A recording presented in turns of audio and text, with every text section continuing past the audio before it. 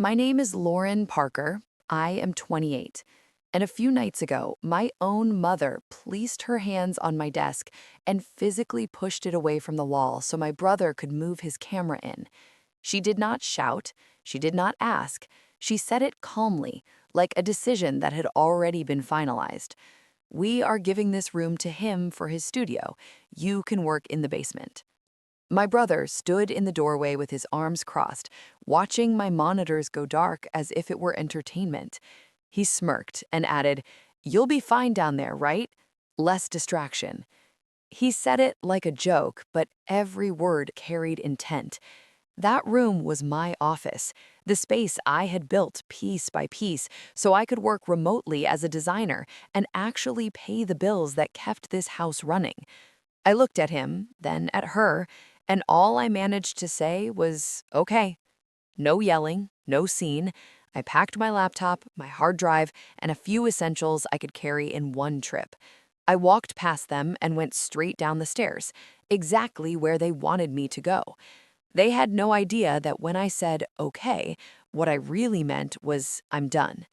That night, I moved out, quietly. I changed more than just the location of my desk. And the very next morning, the calls started. Then the texts. "We can't afford this without you. Please pick up." They called non-stop, as if I had suddenly become the only person who knew how to keep their lives from collapsing.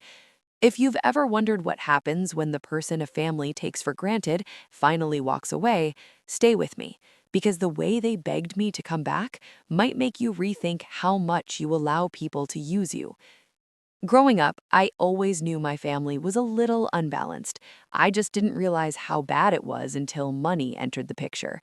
I was the child who stayed up late finishing projects, who color-coded notes, who actually cared about grades. Ethan, my younger brother, was the one everyone called sensitive and creative, which apparently meant the rules bent around him.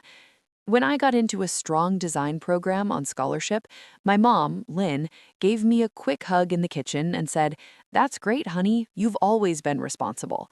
When Ethan barely passed an online class he hardly worked on, she ordered a custom cake from the bakery down the street and posted about it on Facebook like he'd accomplished something historic. I learned early not to expect celebration for doing things right. After college, when rent in Manhattan was basically $3,000 a month for a closet with a sink, moving back to our Brooklyn place felt like the only financially sane option. I told myself it would be temporary, just until I built savings for my UX job and freelance work. What actually happened was I slipped into the role of the household's unofficial bank, tech support, and problem solver. No one noticed the shift except me. It started small. Mom's paycheck came up short one month, and the electric bill was higher than usual, so I covered it. Then the Wi-Fi got upgraded so Ethan could stream without lag, and somehow the new plan ended up on my card. Then came Netflix, Spotify, the shared phone plan, extra groceries for all the takeout nights we labeled family time. I kept telling myself, it's fine, I make more. This is what you do when you love people. But every time my card auto-renewed another subscription none of them could live without, I felt that tight twist in my chest. When Ethan announced he wanted to be a content creator, my mom said it like she was announcing a real career path, not a passing idea. He just needs a little push. He has potential. He needs support. Support meant I paid $600 for a TikTok creator course he never finished. Support meant I ordered ring lights and phone tripods from Amazon. Support meant waking up at 2 in the morning to fix the internet when it cut out during his late-night gaming streams. Meanwhile, my own work, the work that actually brought money in, happened quietly in the background. I turned that small top-floor room into a real office because no one else cared about it. I spent my own savings on a proper desk, an ergonomic chair, a second monitor, a drawing tablet, and lighting so I didn't look exhausted on client calls. I pinned wireframes to the walls, covered the space in notes, and built an actual career there. That office was the difference between barely getting by and landing bigger contracts, raises, and better clients. But whenever my mom talked about it, she said, Lauren is lucky she can work from home. Lucky, as if it had all just fallen into my lap. At the same time, she spoke about Ethan like he was one viral video away from changing all our lives. She never once asked how many hours I spent refining interfaces or fixing problems no one else wanted to touch. She only noticed when a bill was due, and somehow it got paid. I kept a running list in my notes app, just for myself. Rent I handed over each month, utilities I covered when she was short, subscriptions I forgot I'd signed up for because everyone used them, groceries, takeout, Ubers for her when she didn't feel like taking the subway, Ubers for Ethan when he had some half-baked interview he never attended. Every time I updated that list, the number at the bottom grew worse. My mom called it family helping family. I started calling it quietly bleeding money so they could pretend everything was fine. The worst part was that they truly believed they were the ones struggling most.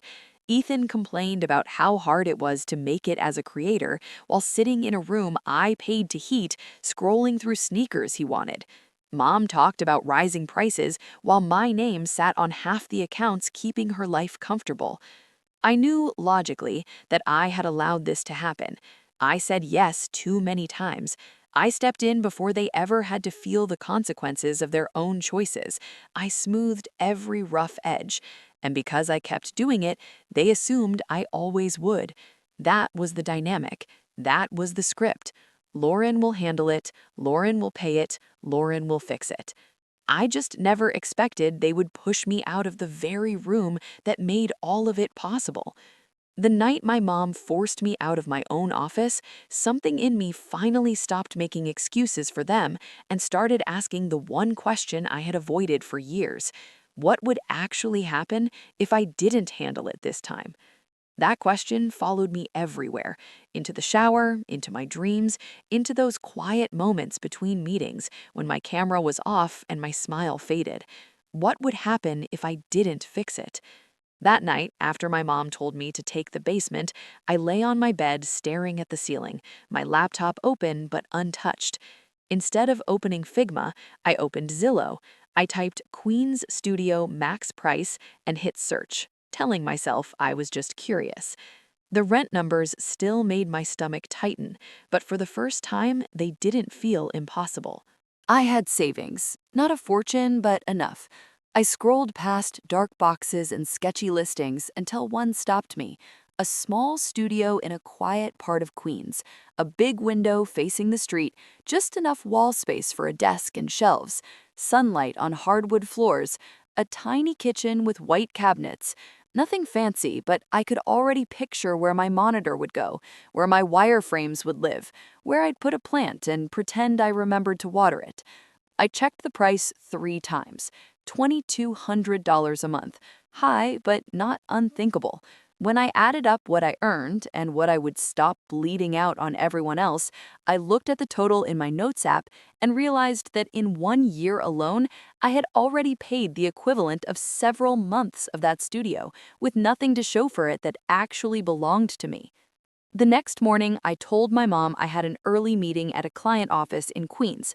Technically, it wasn't a lie. Someone there was about to decide my future. I took the train, clutching a folder with my pay stubs and ID, my heart pounding like I was heading into an interview. When the landlord, an older woman with kind eyes and a no-nonsense voice, opened the door, the place was smaller than it looked online, but it was clean, it was quiet, and most importantly, it could be mine if I wanted it. We sat at the tiny counter that passed for a dining table while she reviewed the lease. "You work from home?" she asked. I nodded. "UX designer. I just need reliable internet and space for a desk." She nodded as if that explained everything. "We don't allow parties," she said. "No loud music, no drama." I almost laughed. That was exactly what I was trying to escape. When she slid the lease across the counter, my hand trembled for a second. Every fear hit me at once. What if your work dries up? What if this is irresponsible? What if your family hates you? Then one thought cut through all of it. They already treat you like you owe them your entire life, and they didn't hesitate to push you aside. I signed. I transferred the first month and the deposit. $6,600 vanished from my account with one click. It hurt, but it felt clean. This wasn't money disappearing into endless bills and excuses. This was me building something for myself. On the train back to Brooklyn, I kept reaching into my pocket, touching the new key, that small square of metal that meant I finally had an exit. When I walked through the door, Ethan was on the couch yelling into his headset at some game, last night's takeout containers still scattered on the coffee table. Mom stood at the kitchen counter scrolling on her phone, muttering about grocery prices. No one asked how my meeting went.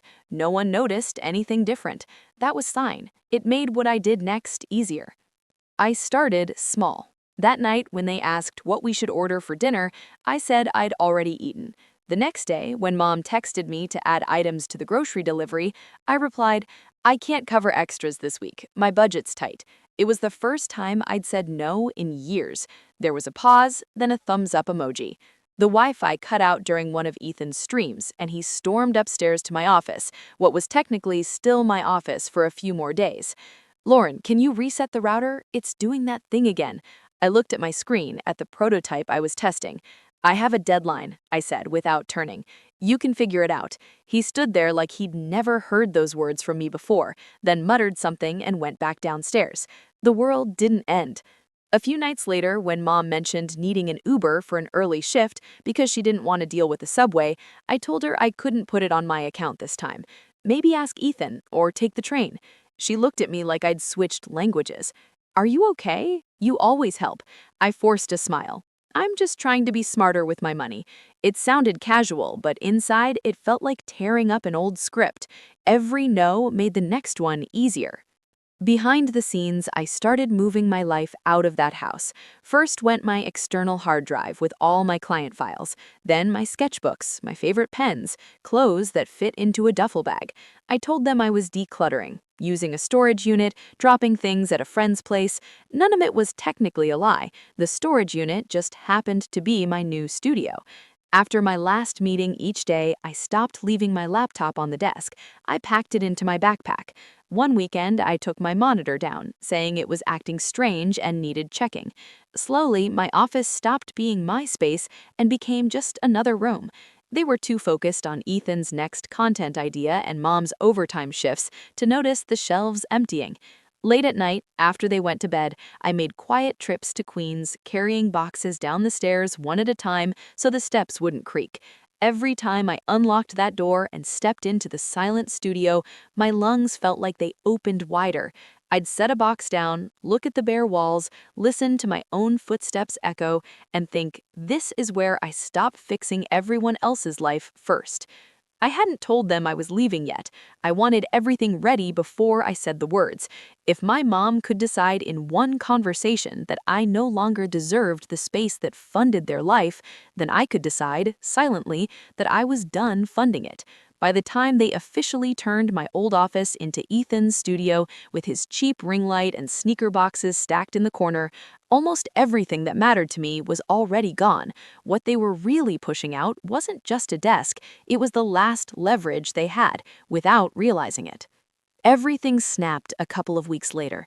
Most of my important things were already in Queens, but I was still sleeping in my old room, still pretending nothing had changed. One Saturday, I came back from grabbing coffee and felt something off as I passed what used to be my office. The door was open, light spilled out.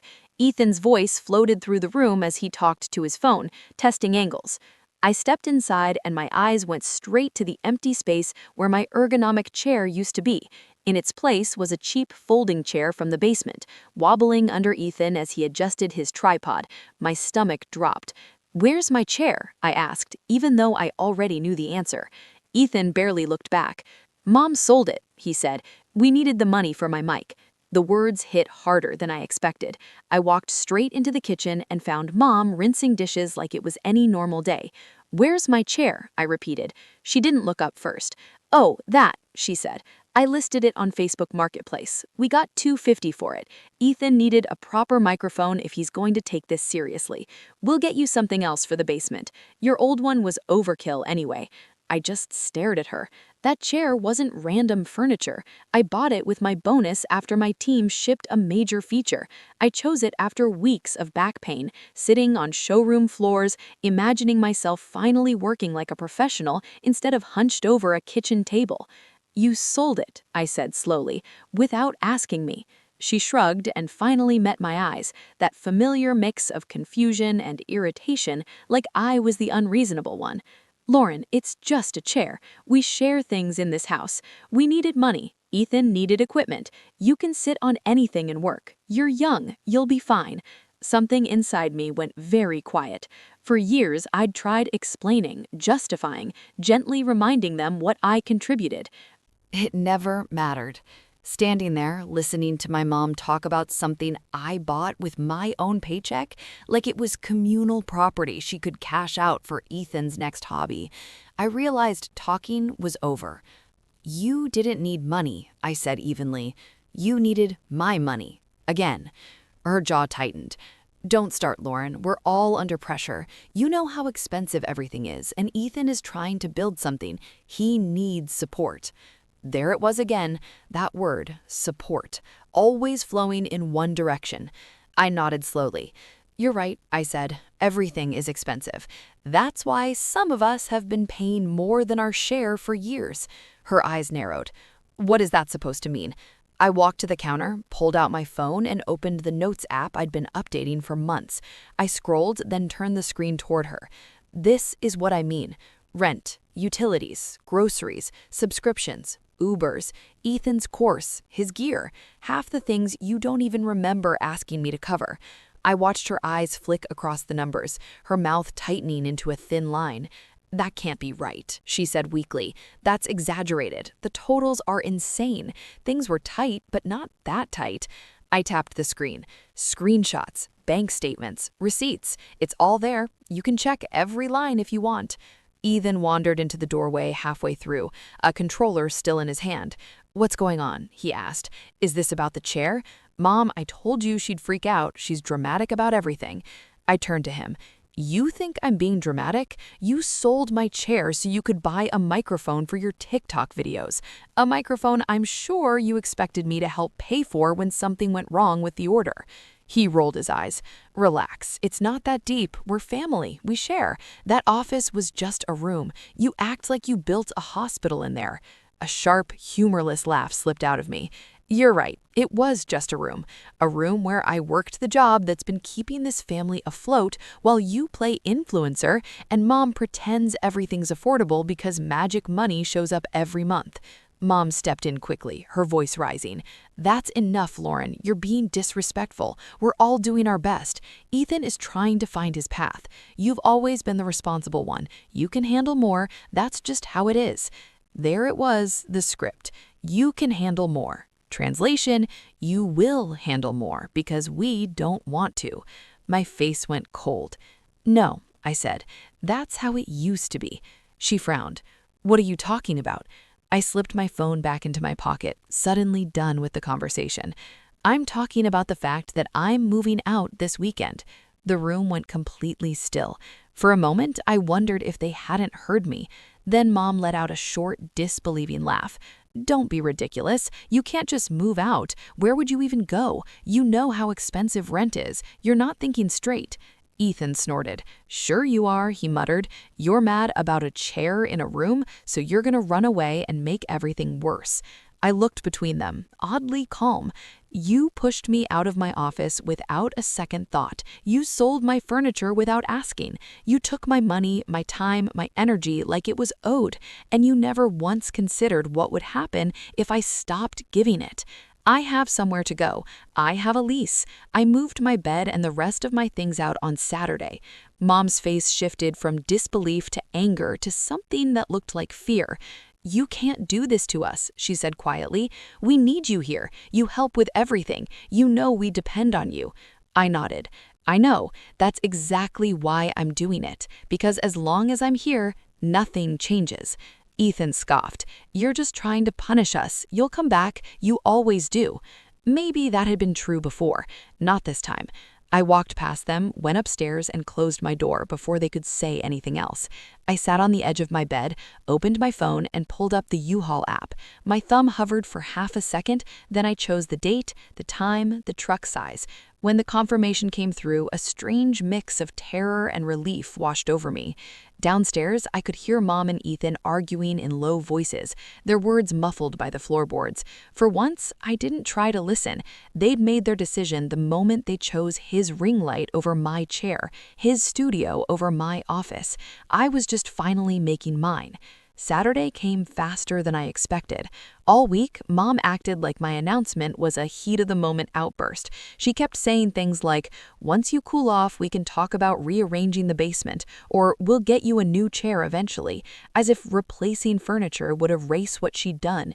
Ethan mostly avoided me, except for a few passive-aggressive comments about how I was really going to screw everyone over because I caught feelings about furniture.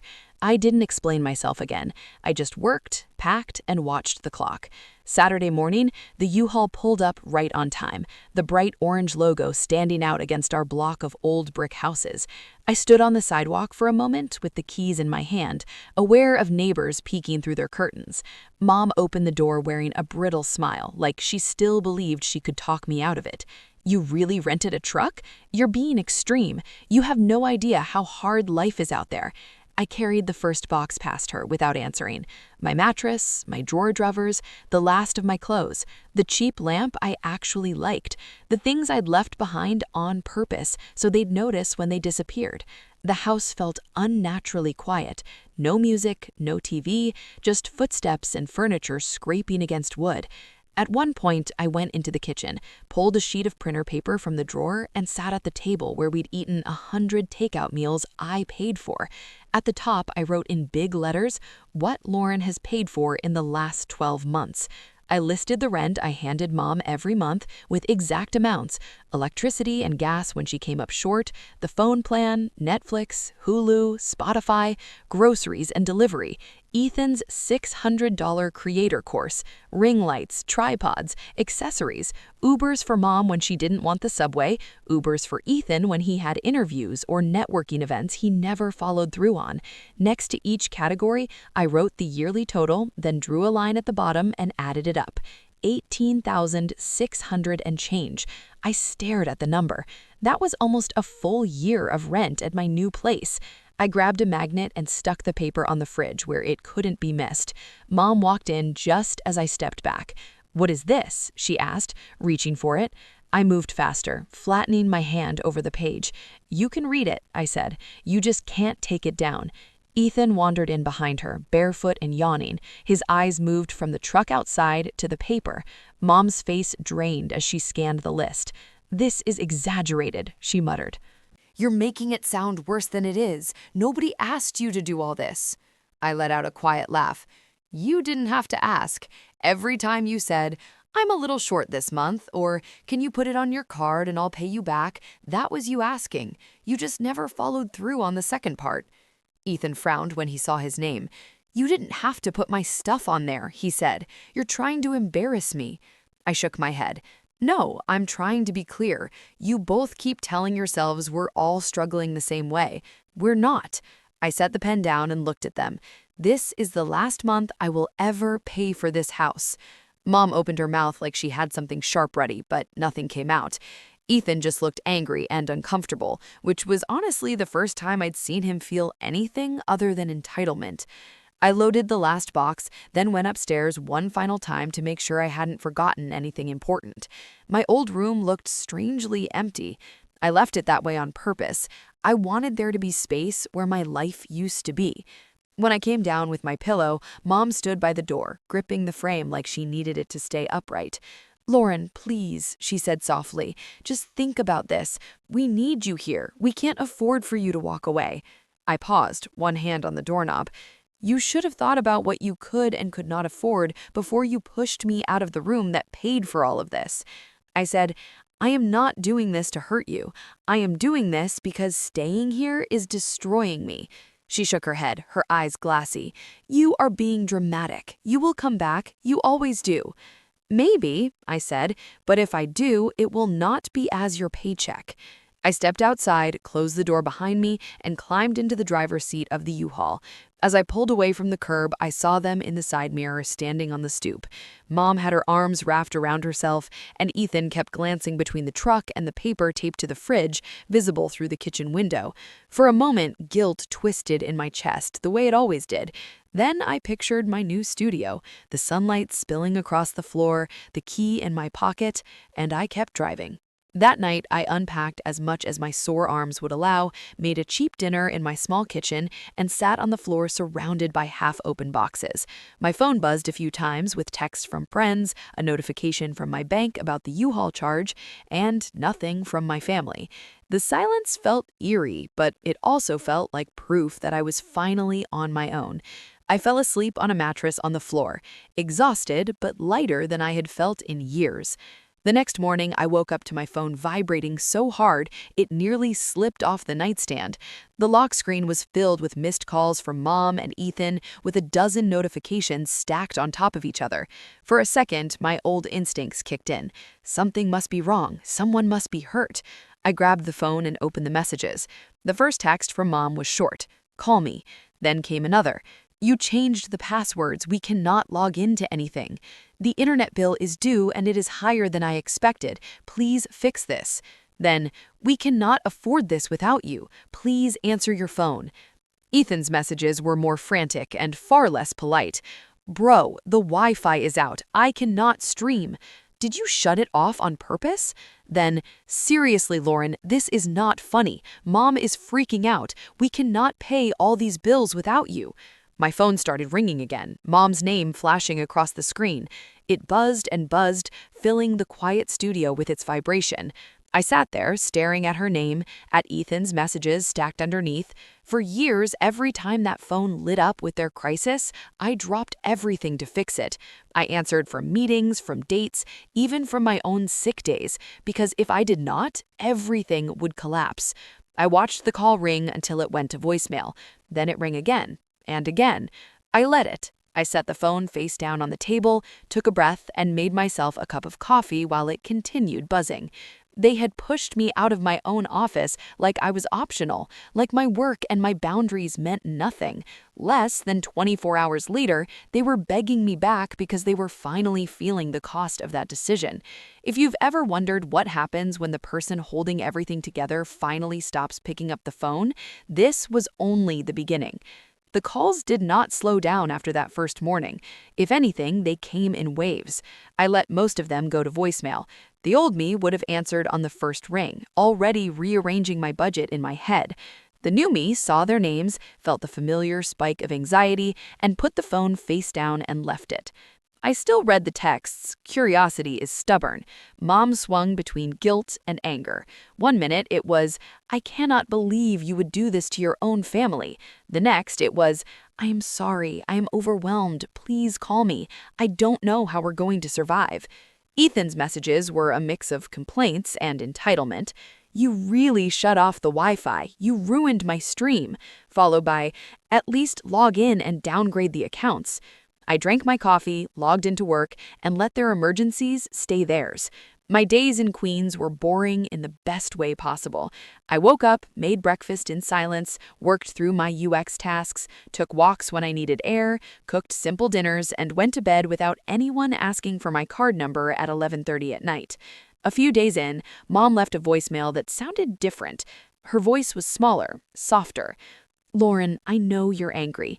I know you think we didn't appreciate everything you did. Maybe you're right, but the gas company is threatening to shut us off, and I didn't realize how much was in your name. We're behind. I don't know what to do. It's getting cold. Please." I felt the familiar pull in my chest, but I didn't call back right away. For the first time, I let them sit with the consequences. New York answered her before I did. The temperature dropped sharply. A couple of nights later, my phone lit up again, and something inside me said, "Pick up." I answered on the third ring. Mom's voice came fast, nearly frantic. "The heat is out. The furnace stopped working. It's freezing. The repair guy says it will be at least $400 just to get it running. We have nothing. Our account is overdrawn. We cannot afford this. Please, I don't know what to do." The old me would have already been opening my banking app, typing in my password. Instead, I took a breath. "Did you call the gas company to set up a payment plan?" I asked. She hesitated. "No, you always handle that." "Exactly." I stared at the wall. "Mom, I'm not moving back." "I didn't ask you to," she snapped. Then her voice broke. "I'm asking you to help. We're cold. Do you want something to happen to me?" Ethan yelled in the background. "Come on, Lauren, this is serious. It's not about Wi-Fi. Mom is freezing. Do you really not care?" There it was, the guilt hook they used every time before. I heard it, recognized it, and still didn't bite the same way. "I will help once," I said, "but not the way you expect." Silence. "What does that mean?" Mom asked. "It means I'm not just handing over my card and disappearing again. If I step in, there are conditions, real ones. You can say no, but if you say yes, you follow them." Ethan scoffed. "Conditions? This is heat, not a business deal." I ignored him. "1, I will pay for the furnace repair this time so you don't freeze while we sort this out." After that, I am completely off your bills. 2, we sit down in person and go through every dollar you earn and spend. We build a budget that does not include me as a hidden line item. 3, Ethan gets a real job, actual paychecks. At least $300 a month goes toward the house. And 4, you stop treating me like 24/7 tech support and bailout. If you want advice, you ask. I am not your automatic solution anymore. Mom was quiet for a long moment.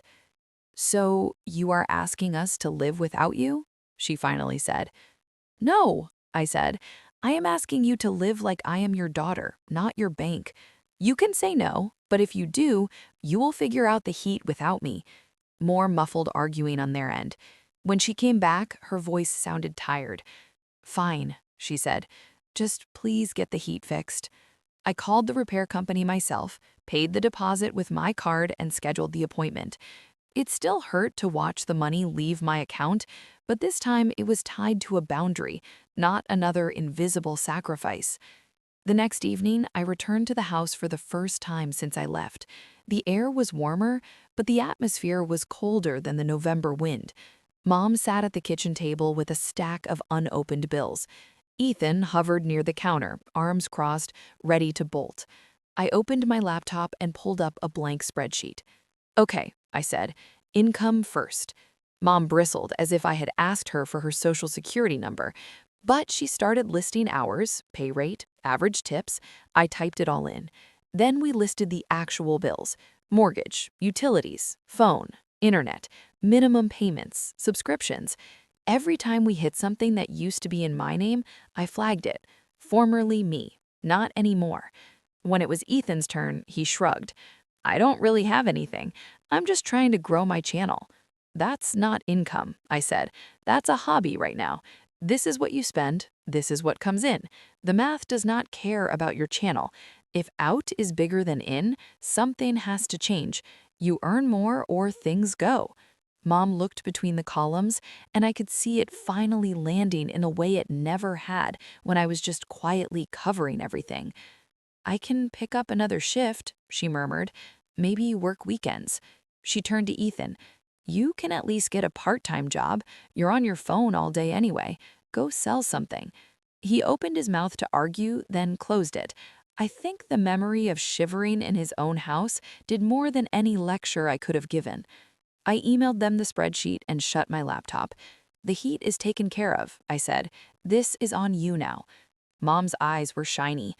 "So you really are done," she said. "You just walk away." I shook my head. "I'm not walking away from you," I said.